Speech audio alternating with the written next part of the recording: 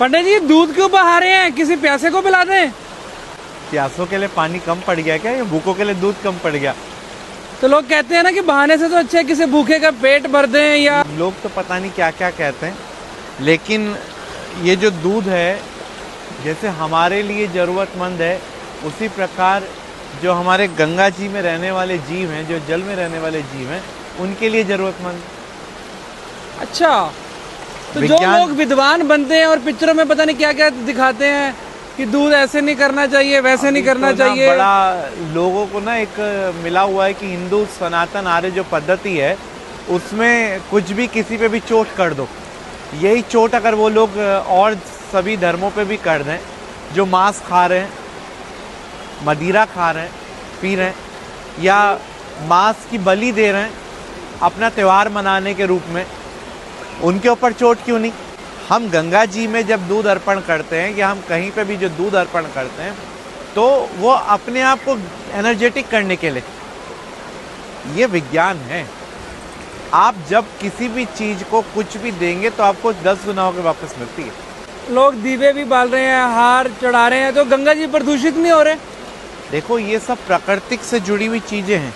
हाँ, ये जो कपड़ा कोई छोड़ के जा रहा है ये खराब है, लेकिन जो पुष्प चढ़ा रहा है, जो पत्ता चढ़ा रहा है, कोई आटा चढ़ा रहा है, कोई दीप के माध्यम से घी और कुछ चढ़ा रहा है, तो ये उन जीवों के लिए जो इसके अंदर विराजमान है। तो वो मतलब सही है, लॉजिकल बात है, हम प्रदूषित नहीं कर रहे।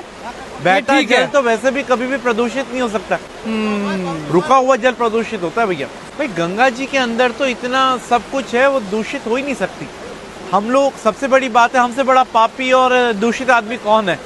मरण उपरांत जब हम लोगों की अस्थियां गंगा जी में जाती है, वो उनको संभाल लेती हैं, तो और तो चीजों की बात ही क्या, कल्पना ही नहीं कर सकते।